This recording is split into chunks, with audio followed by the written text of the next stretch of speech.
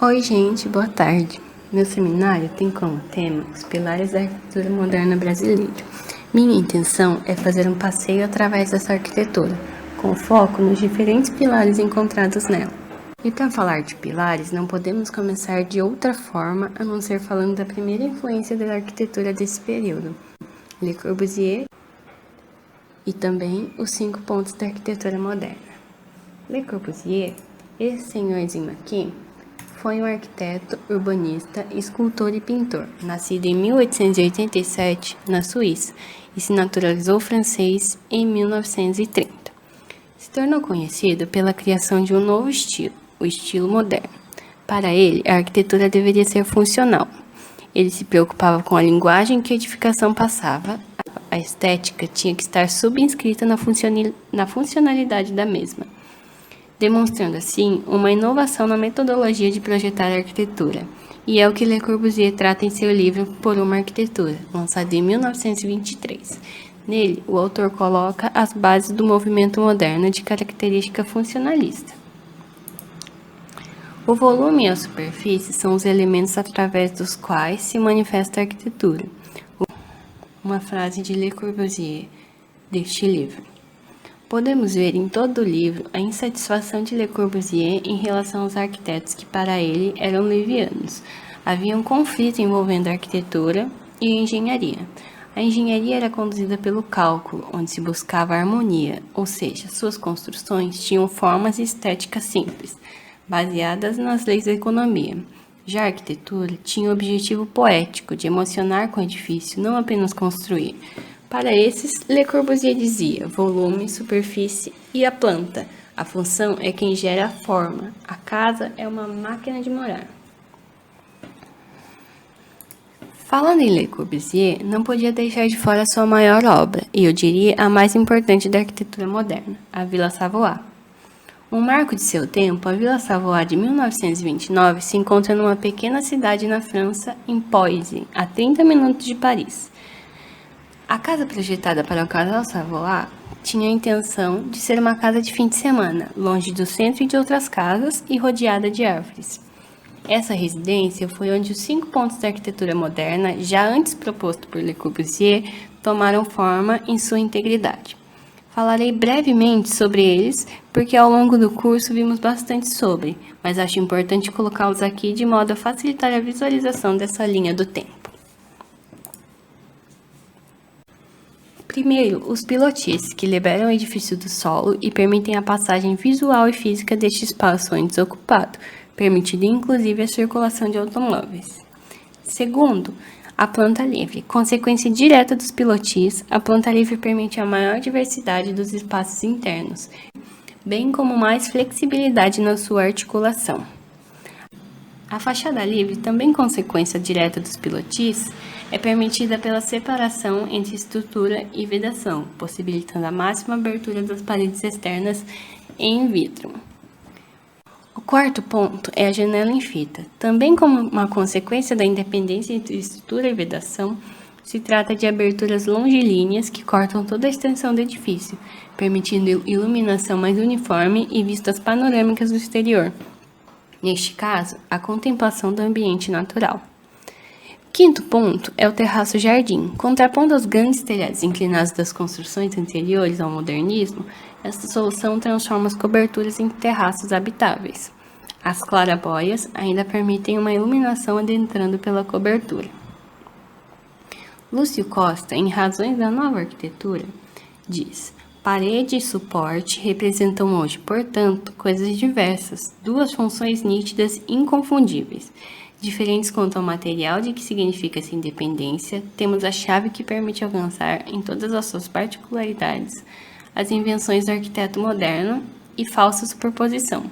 Fabricadas com materiais leves, à prova de som e das variações de temperatura, livres dos encargos rígidos deslizam altos das colunas impassíveis, param a qualquer distância, ondulam acompanhando o movimento normal do tráfego interno, permitindo outro rendimento ao volume construído, concentrando espaço onde se torne necessário, reduzindo-o ao mínimo naqueles lugares onde se apresente supérfluo. É este o segredo de toda a nova arquitetura. E agora, entrando um pouquinho no contexto histórico, podemos ver a arquitetura de Le Corbusier surgindo no período entre guerras, período esse pós-Primeira Guerra, com a destruição de parte da Europa e a mesma tentando se reconstruir. Portanto, foi de extrema importância o surgimento dessa nova arquitetura, uma arquitetura que, aos olhos daqueles que perderam tudo, eram, entre aspas, simplificada e funcional, contribuindo para a grande aceitação às ideias de Le Corbusier e para o crescimento da arquitetura moderna no exterior. No Brasil, no mesmo período, vemos em correspondência aproximada a ascensão ao poder de Vargas, a consolidação do regime e a formulação do Estado Novo. No primeiro, há uma introdução à arquitetura moderna no Rio de Janeiro, oposta ao nacionalismo tradicionalista do neocolonial. No segundo, a influência de Le Corbusier cresce, mas as poucas obras concluídas ainda são no estilo internacional. No terceiro, se viabiliza pelo apoio de setores-chave do governo federal orçamentos generosos, sítios de maior visibilidade e programas de maior porte com forte carga representativa. Culmina assim no surgimento de uma arquitetura moderna brasileira. Mas aí você me pergunta, onde ou em que obra, em que momento surge uma arquitetura realmente brasileira, não apenas como uma cópia ou uma arquitetura moderna no Brasil? E foi em 1937 que surge o projeto da primeira obra significativa da arquitetura moderna brasileira, o projeto do Ministério da Saúde e da Educação no Rio de Janeiro. A obra arquitetônica, que já foi explicada pela Isabela no primeiro seminário, traz claras influências de Le Corbusier e seus 5 pontos de arquitetura moderna. Um bloco alto de 10 pavimentos ocupado pelos escritórios estão alocados sobre pilotis de 10 metros de altura. O bloco é estruturado por lajes planas e uma grelha de colunas e pilares dispostos ao longo de 11 linhas transversais e longitudinais. Possui também as colunas exteriores recuadas em relação às bordas das lajes e às fachadas. O núcleo oeste se destina aos funcionários e tem 2 intercolúnios de 6 metros. O outro serve ao público e ao ministro, ocupando 3 intercolúnios de maior largura. Os 5 intercolúnios de 6 metros da seção intermediária do pilotis funcionam como pórticos, protegendo as entradas nas paredes laterais. O avanço e o recuo das paredes em relação à colunata externa evidencia desde fora o mecanismo da planta livre, como podemos ver nessa imagem. Comas, em sua tese, se impressiona com as inovações técnicas. Balgmar calcula a estrutura com pilares cogumelos invertidos. O pano de laje padrão mede 8,5 por 6,5 metros. Sobre cada pilar há um quadrado de 4,8 metros de lado, formado por escória e reforço de aço com 10 centímetros de espessura e laje com 20 centímetros. Podemos ver também, nessa outra imagem, um terraço-jardim em um dos braços da obra, o que fortalece ainda mais os preceitos corbusianos aplicados nesse edifício. Nessa próxima imagem, da planta de um dos pavimentos, podemos ver a disposição dos pilares, o que também nos permite ver a fachada livre, a planta livre, a possível locação das janelas em fitas e também claramente podemos ver o terraço-jardim, mostrado na foto anterior. E podemos prever a partir disso até mesmo os pilotis. Antes de falar sobre outras obras do período no Brasil, preciso trazer outra, uma de extrema importância para a valorização dessa arquitetura também no exterior, o Pavilhão do Brasil em Nova York. Como a Amanda já explicou na semana passada, o projeto do pavilhão de 1939 representou a oficialização da arquitetura moderna brasileira. Pavilhão que foi apresentado por Oscar Niemeyer e Lúcio Costa para ser o Pavilhão do Brasil em Nova York. Possui forma simples, apesar da diversidade, e é modesto nas dimensões, mas se impunha pela harmonia, leveza e elegância. O pavilhão se implanta com características de tecido construído perfurado por pátio privado. O Ministério postula nova espécie de praça edificada pública e monumental. De influências também claras da Le Corbusier, utilizando-se do concreto armado, quebra-sóis, uma estrutura independente e parede curvas. O pilotis também estão presentes nesse projeto, definindo uma grande praça sombreada. Os pilares que acompanham a curvatura da edificação estão dispostos em 3 linhas de 15 pilares longos e circulares, como podemos ver na planta abaixo.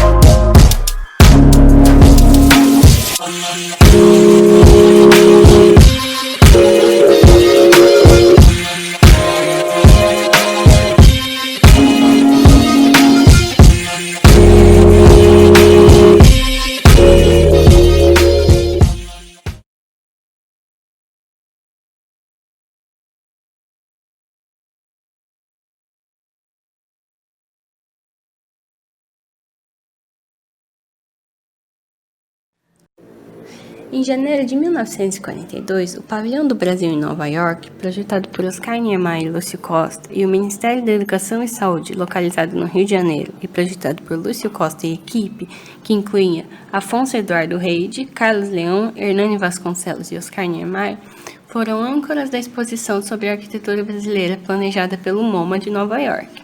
Motivos esses responsáveis por trazer visibilidade à arquitetura moderna brasileira no exterior. Concomitante a isso, o Brasil entra na Segunda Guerra Mundial ao lado dos aliados, o que fortalece as relações com os Estados Unidos.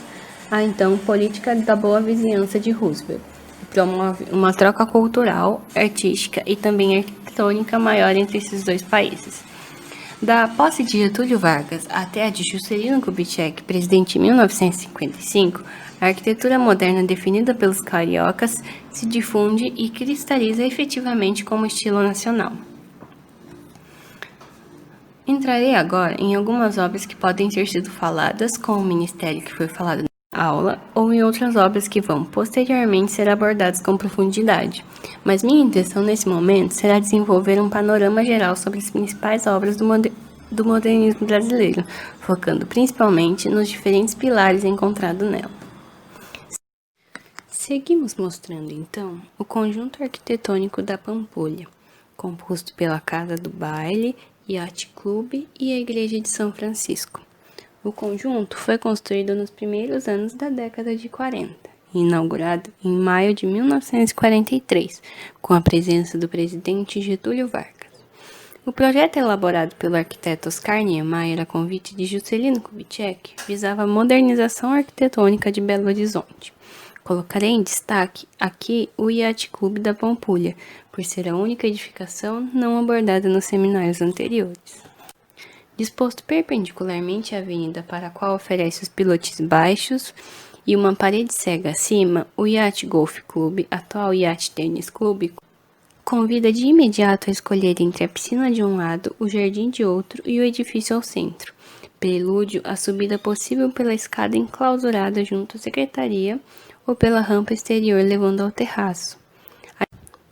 A dispersão centrífuga do térreo corresponde acima a um circuito perimetral entrecruzado por rotas diagonais, estabelecido através da centralidade da mesma escada e da concha acústica, disposta no nível mais baixo da cobertura para separar o salão de festas dos locais de estar, assim como através da colocação de portas nos cantos da fachada envidraçada. A ideia predominante de Niemeyer foi a de encontrar um tipo de estrutura que permitisse grandes balanços, aumentando seus espaços internos. Por isso, ele previu 2 fileiras de pilares sobre os quais se apoiavam as vigas de coberturas espaçadas no sentido transversal, de metro em metro. Duas fileiras de 12 pilares circulares compõem essa estrutura. Pilares esses que permitem que a fachada fique solta e os planos de vidro contínuos ganhem destaque. Com esse processo, foi possível fugir às normas rígidas e regulares que usualmente caracterizam as coberturas e prevê-las, ao contrário, recortada, avançando ou recuando sobre o jardim e a piscina, em função do ambiente a criar e da própria arquitetura. Dentro desse princípio, Niemeyer diz desenvolver o projeto tendo em vista ainda a conformação do terreno e as necessidades de não ocupá-lo em demasia, a fim de preservar os espaços necessários aos jardins, piscinas e playgrounds. Isso justifica a solução adotada para a sede social, com um piso em subsolo, onde se localizam a secretaria, os banheiros, barbearia, salão de beleza e a sala de jogo carteado, estas últimas servidas por um pátio também rebaixado que lhes dá a intimidade desejável. Somente as salas, bibliotecas e o salão de festas foram mantidos no pavimento térreo, junto com o restaurante, o que garantiu a solução transparente e envidraçada que se integra harmoniosamente com o exterior e o panorama da represa. Ainda em Minas Gerais, lá no centro, temos o conjunto JK, que foi projetado também pelo arquiteto Oscar Niemeyer. O par de edifícios, localizados junto à Praça Soares, foi idealizado no princípio da década de 1950, também pelo então governador de Minas Gerais, Juscelino Kubitschek. Por meio de uma troca, o Estado forneceu o terreno na região central da cidade e a iniciativa privada realizou a construção. Seu lançamento ocorreu no final de novembro de 1951. Contudo, a inauguração, diferentemente do esperado, só foi acontecer 20 anos mais tarde, em 1970. Belo Horizonte era uma cidade com um pouco mais de 350 mil habitantes, pouco verticalizada e que acabara de passar por um processo de expansão ordenado pela prefeitura sob o comando de Kubitschek, no qual foi construído o conjunto arquitetônico da Pampulha. No par de edifícios, começamos a ver pilares diferentes daqueles circulares e esbeltos encontrados anteriormente. Oscar Niemeyer começa a idealizar novas formas para essas estruturas. Surgiu então os pilares em V e W. No caso do bloco B, aqui mostrado de menor extensão, os pilares dos pilotis têm forma regular, retangular, até o nível da rua. Niemeyer só modifica essa estrutura na parte frontal do edifício, onde cria pilares com desenho em V, que marcam a entrada principal do bloco B. Cada pilar em V recebe a carga de 2 outros pilares superiores dos pilotis, que por sua vez já concentravam o peso de 3 pilares menores da torre. Já no bloco A, Niemeyer desenha os pilares em W, com solução plástica para descongestionar visualmente a transição entre volume e a base, já que, mesmo com a redução do número de pilares em relação ao existente na torre, o pilotis continuaria a passar a impressão de paliteiro devido à grande extensão de seu bloco superior. Tanto os blocos da torre como o plano que os recebe têm suas linhas e formas destacadas. Agora, indo para o Rio de Janeiro, podemos ver a obra do Museu de Arte Moderna, esse projetado por Afonso Eduardo Reide em 1952. O edifício adota a composição de 2 pórticos coplanares de pilares inclinados de seções transversais variáveis. Tal concepção cumpre um objetivo funcional específico, como, por exemplo, a necessária proteção contra a insolação excessiva, por meio da inclinação dos pilares e o posicionamento das abas de laje no topo dos pórticos superiores, além da liberação de espaço contínuo nos pavimentos de exposição e no térreo, possibilitada pela ausência de apoios internos, resolvido pelos pórticos inferiores. O edifício é sustentado por 14 pórticos em concreto armado aparente, posicionados a 10 metros de distância entre si e formados por uma viga superior, 2 pilares principais inclinados ao exterior e 2 pilares menores inclinados ao interior que formam um V com os primeiros. Os pilares em V têm comprimento total de 8,5 metros. Em seção transversal, os pórticos apresentam um formato trapezoidal. Forma em planta um retângulo de 140 metros de extensão por 28 metros e 30 centímetros de vão. Não há pilares no centro do edifício.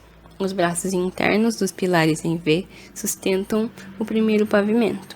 A viga superior é responsável pelo apoio da cobertura e, a partir dela, os tirantes de cabo de aço estruturam os mezaninos.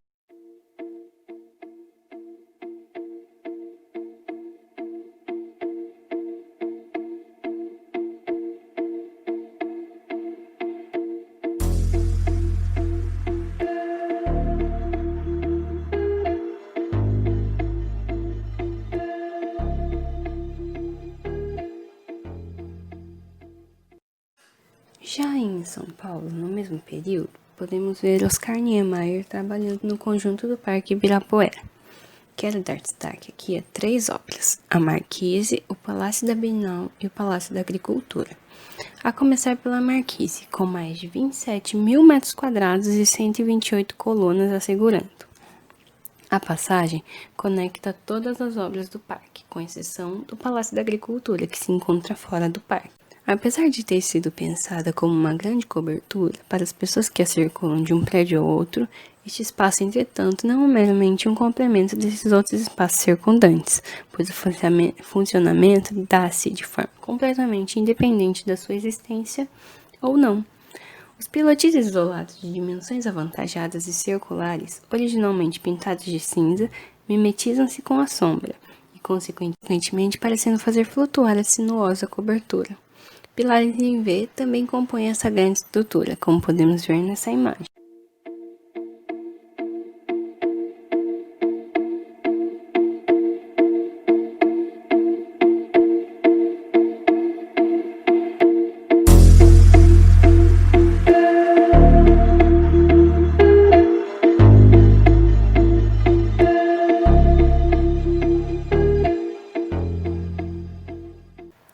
Em seguida, podemos tratar do Palácio da Bienal, localizado em uma das extremidades da Marquise. O Palácio das Indústrias, ou o Palácio da Bienal, como é mais conhecido, dispõe de prédio com 250 metros de comprimento por 50 de largura, erguido numa malha de pilares de 10 metros por 12,5 metros. Um dos destaques do edifício é a sua fluidez.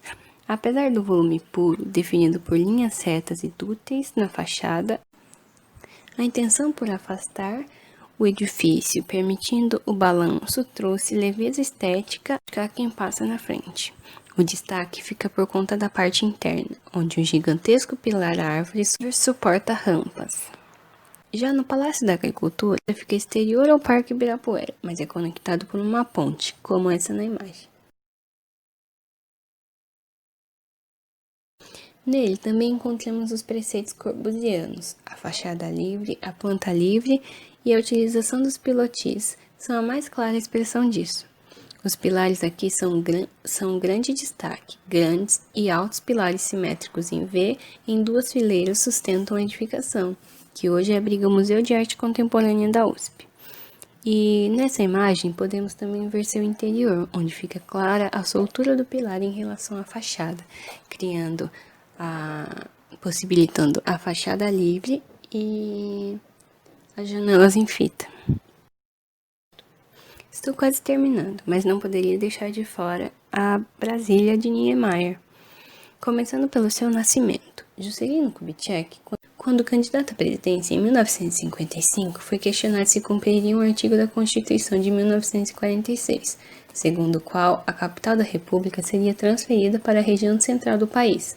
Então este passou a ser o mais importante item da plataforma eleitoral de Juscelino. Eleito, cumpriu sua promessa e em 21 de abril de 1960 a capital foi oficialmente transferida, num prazo de apenas 3 anos após as providências iniciais para sua construção. Na época da sua idealização, foi feito um concurso público para a escolha do responsável pelo planejamento da nova capital. Era uma grande oportunidade para os profissionais da área de urbanismo, onde pela primeira vez seria estudada a integração do homem no ambiente a ser inserido. Havia muita liberdade de trabalho, pois apenas dois dados foram fornecidos, um planalto e um lago artificial. Lúcio Costa foi o vencedor desse concurso. Seu projeto do plano piloto era simplesmente da cidade ideal do futuro. Era um projeto sintético, mas que mostrava claramente a sua ideia. Adaptação à topografia local, princípios básicos da técnica rodoviária e separação do tráfego de automóveis e do de de pedestres, e coube ao já consagrado arquiteto Oscar Niemeyer a projetar os edifícios públicos da nova capital. É então, em 1957, que o Palácio da Alvorada começa a ser construído. É nele que Oscar Niemeyer lança um dos seus pilares mais conhecidos, o pilar simétrico, formado por 4 curvas e uma inserção perpendicular de eixos. Niemeyer tinha como princípio para esta obra o conceito de leveza, e queria que os suportes tivessem tal característica. Para isso, ele e seu calculista Joaquim Cardoso tiveram que abandonar as técnicas tradicionais, esquecer as limitações do concreto e pensar como se estivesse criando um novo tipo de concreto à mão. Para isso, Cardoso criou suportes internos que recebessem a maior parte da carga, aliviando assim a solicitação dos pilares da fachada, com função estrutural secundária. O desenho dos pilares foi obtido por parábolas de quarto grau. Pelo seu corte transversal, é possível perceber que as lajes mais pesadas se encontram na parte central do edifício, suportadas pelos seus pilares internos. Como eles não devem aparecer, foram projetados com a menor seção possível, envolto num invólucro externo de aço funcionando também como forma. Os pilares da fachada suportam apenas a laje curva de cobertura, que tem seu peso reduzido mais ainda, afinando sua borda para 15 centímetros. Esta laje é independente da principal, sendo apoiada numa grande viga longitudinal de seção H, com grande resistência à torção. Agora, a 20 minutos de carro, passando pelo eixo monumental, podemos conhecer a Igreja Nossa Senhora de Fátima, a Igrejinha, que é um projeto também de Oscar Niemeyer, do ano de 1958. A igreja foi encomendada por um desejo particular da família Kubitschek, uma promessa a Nossa Senhora de Fátima. Sua estrutura em concreto armado consiste em 3 elementos básicos, 3 pilares externos, 2 paredes estruturais e uma cobertura. Os 3 pilares circulares posicionados nos vértices do triângulo da cobertura acentuam a relação da obra com a paisagem e a cidade. O pilar principal, esse da frente da imagem, cuja forma destaca a cobertura, possui base trapezoidal larga e afina até encontrar a ponta da cobertura. Os pilares posteriores são iguais entre si, mas menores do que o principal. Também possui uma base trapezoidal que afina para uma seção menor, onde há o encontro também com a cobertura. Há, além dos pilares, 2 paredes estruturais de 12 cm de espessura, que suportam as vigas da cobertura.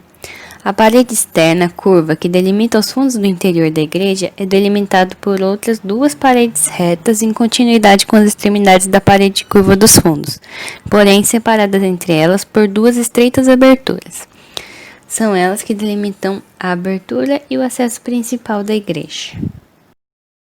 Uma menina doente, uma promessa, uma cidade construída do zero, um arquiteto ateu, um engenheiro morto, uma santa e voilá! Abemos Igrejinha.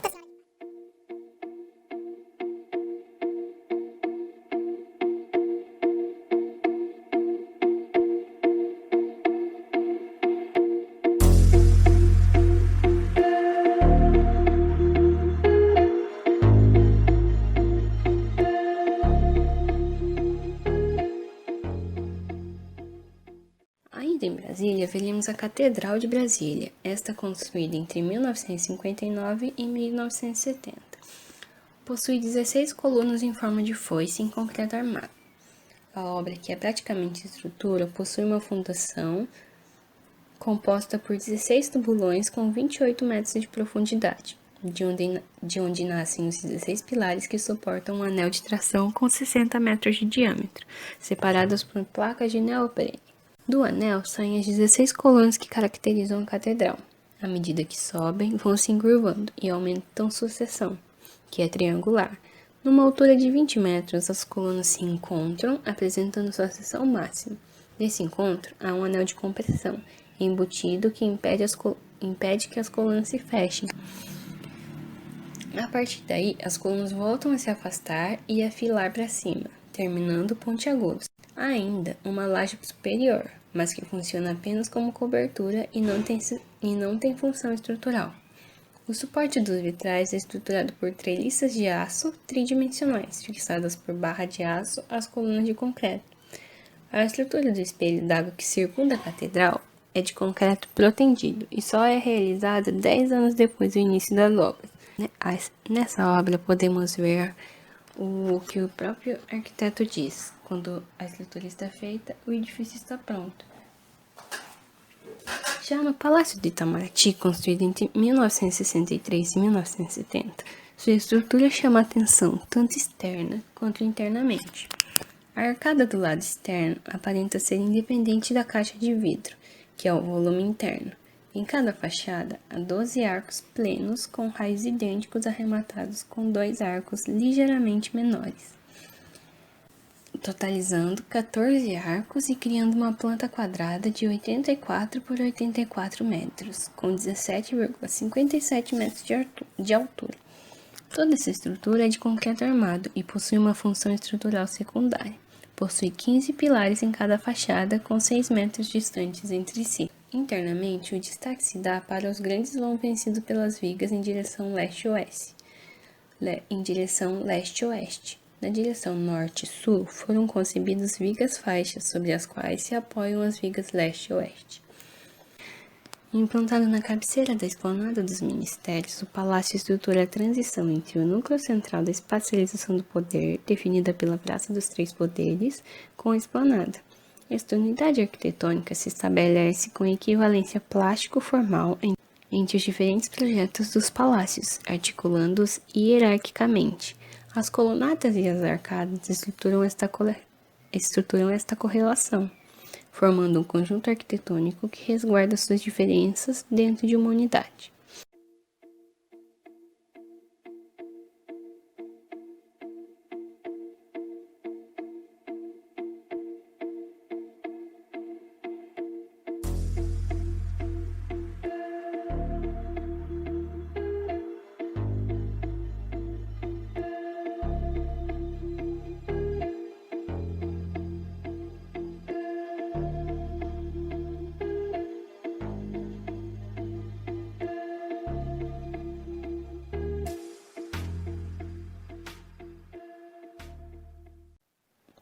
Leves como apenas pousando no chão, e é assim que Oscar Niemeyer define o Palácio do Planalto, que é o qual vamos falar agora.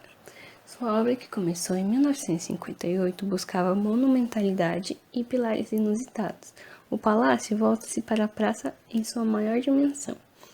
A percepção que se tem é de que o edifício tem o mesmo tamanho do limite do plano da praça à sua praça. O volume do Palácio do Planalto é um paralelepípedo com uma altura de 15 metros, caracterizado por sua horizontalidade.